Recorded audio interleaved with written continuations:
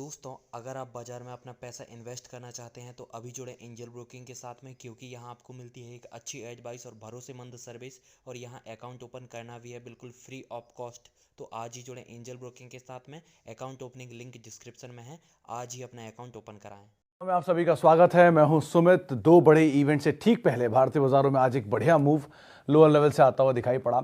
सबसे पहले तो फेड का जो आउटकम है वो इंपॉर्टेंट है। किस तरह के इंटरेस्ट रेट सिनेरियो में बदलाव होगा। 75 बेसिस पॉइंट डिस्काउंटेड है, कुछ लोग 100 भी डिस्काउंट मान के चल रहे हैं, तो वो एक पार्ट है। दूसरा, कल एक्सपायरी भी है, तो वो भी बहुत क्रूशियल रहेगा। तो अगर बाजार नीचे खुलता है तो कोई बड़ी बात नहीं, बढ़िया वोलेटाइल सेशन के बाद मार्केट ऊपर की तरफ भी जा सकता है, तो उस लिहाज से भी आप नज़र रखेंगे।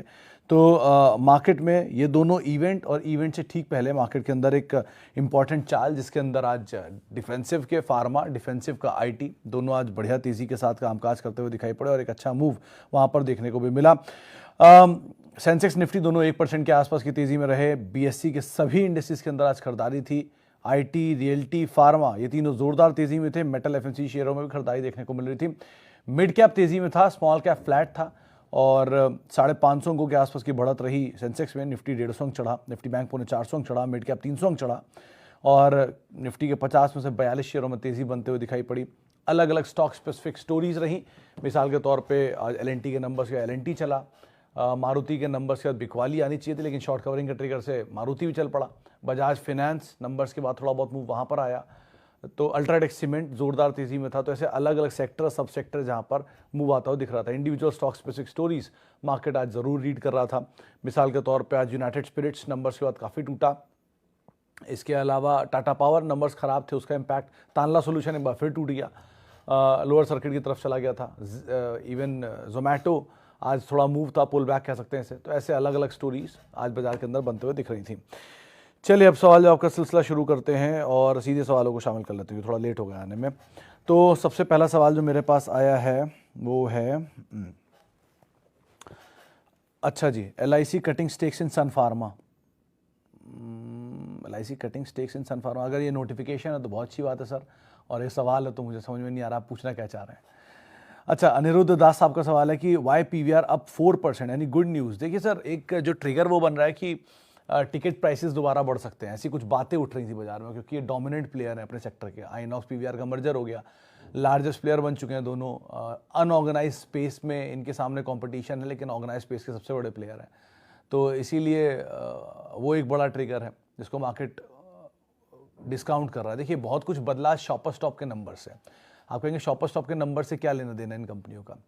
ये कुछ ऐसे समझिए कि एक मॉल में शॉपर स्टॉप भी है, एक ही मॉल में मल्टीप्लेक्सेस भी होते हैं। तो अगर फुटफॉल बढ़ रहा है शॉपर स्टॉप में, तो इसी तरह का फुटफॉल सभी रिटेल आउटलेट्स के अंदर बढ़ेगा। टाइटन के नंबर में ये मान सकते हैं आप, पेज इंडस्ट्रीज़ के नंबर में मान सकते हैं कि MBO होता है वो, यानी कि मल्टी ब्रांड आउटलेट होता है शॉपर स्टॉप। तो अलग अलग रिटेल कंपनी के नंबर अच्छे हो सकते हैं, ऐसा बाजार मान सकता है। तो रैशनली अगर सोचा जाए तो एक बार को हो सकता है ऐसा भी, लेकिन डिमांड रिवाइव कर रही है, प्री कोविड जोन्स के अंदर आ गई है, बहुत सारी कंपनियों ये बात रिफ्लेक्ट कर भी दी है। इसका एक इम्पैक्ट आप मान के चल सकते हैं। लेकिन अदरवाइज प्राइस रिवीजन की बातचीत बाजार के अंदर है बज़ के तौर पे, जिसको बाजार बहुत कीनली वॉच कर रहा है, जिसके आधार पर शायद यहाँ चलता हुआ दिखाई पड़ा है। अच्छा,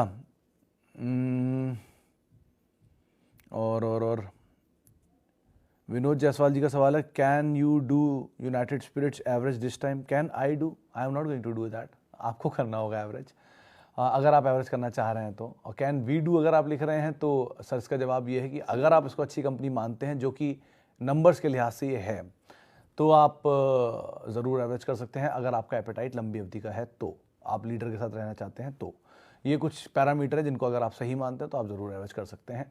लेकिन अगर आप लगता है कि नहीं, डिमांड रुक जाएगी लेकर के इंडिया में और प्रेशर रहेगा बिजनेस के अंदर, गोइंग फॉरवर्ड नंबर्स इतने ख़राब हैं, तो शायद थोड़ा बहुत इम्पैक्ट रहे। ये ध्यान रखिएगा, 780 के आसपास से आमतौर पर मूव कर जाता है। तो 850 आज गया ऊपर की तरफ, 880 के आसपास आके थोड़ी बहुत प्रॉफिट टेकिंग आती है। पिछला क्वार्टर ही वो क्वार्टर था जब यूनाइटेड स्पिरिट्स ने 1000 रुपये का दाम दिखा दिया था नंबर्स के बाद।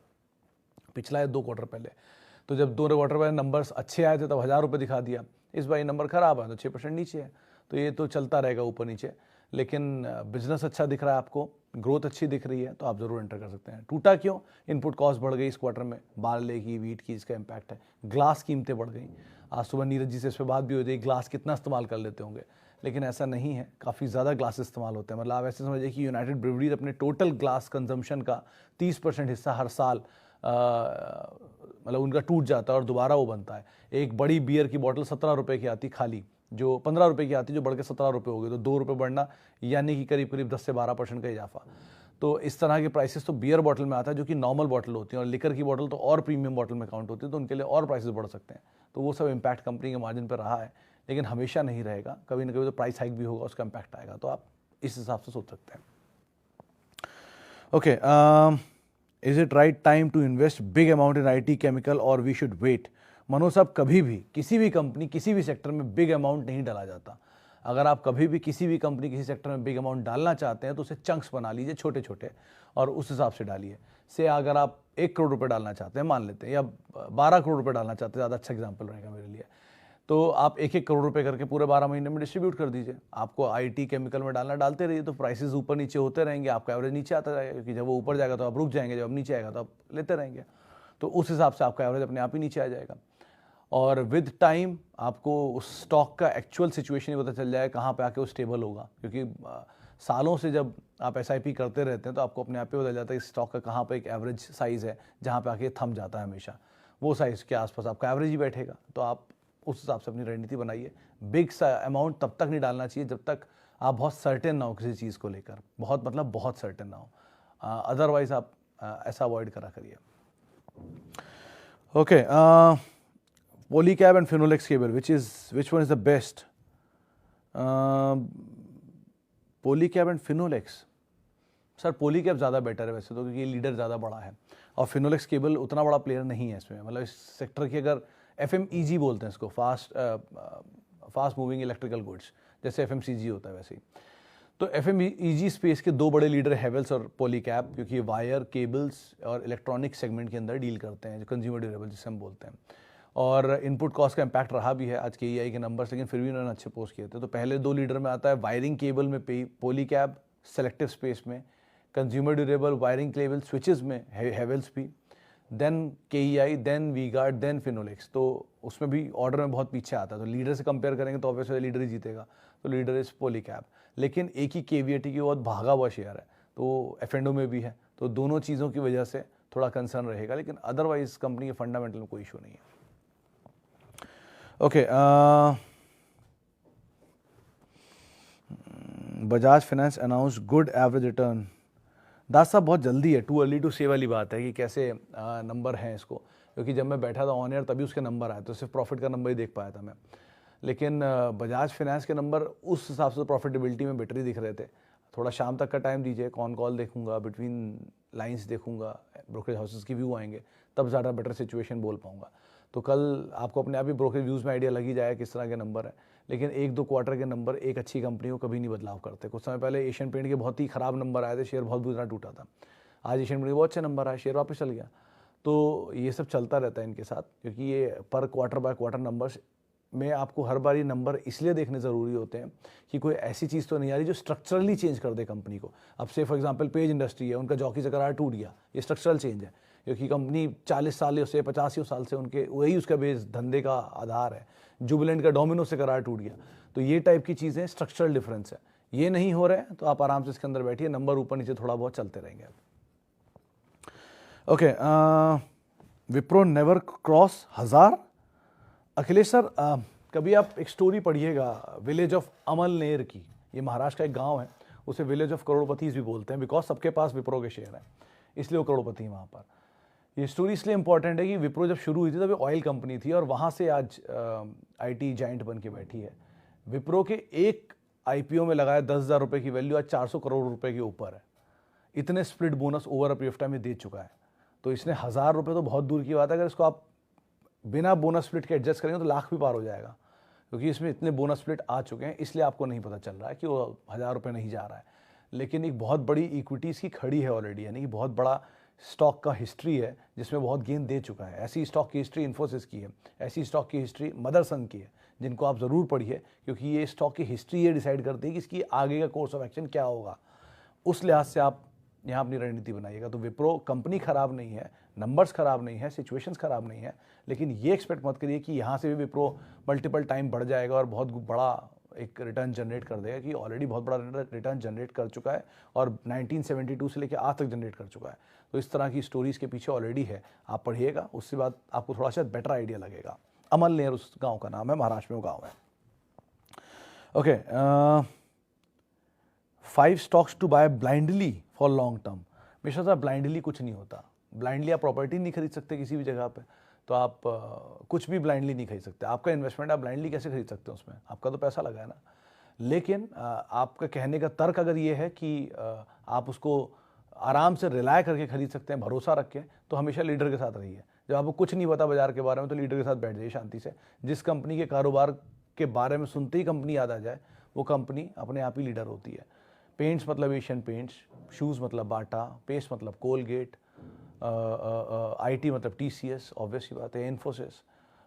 इस तरह के जो जाइंट्स हैं, they are too big to fail. तो उस तरह के जाइंट्स के साथ रिलाय करना सबसे सेफ होता है जब आपको कुछ नहीं पता। लेकिन ब्लाइंडली ये वर्ड सही नहीं है और इस तरह का आकलन भी सही नहीं है।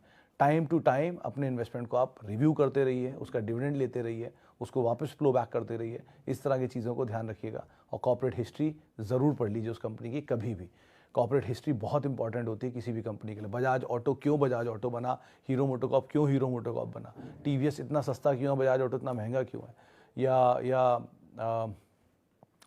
HUL क्यों इतना बड़ा जाइंट है, डाबर 100 साल पुरानी कंपनी है। ऐसी बहुत सारी चीज़ें हैं जो आप पढ़ेंगे तो। या एक बहुत इंटरेस्टिंग चीज़ ये भी है कि जो आप नारियल का पेड़ देखते हैं उनमें हर नारियल पेड़, मतलब इंडिया में जितने नारियल पेड़ हैं उन नारियल के पेड़ में से हर 2 नारियल मैरिको यूज़ करता है, हर 20 नारियल मैरिको यूज़ करता है।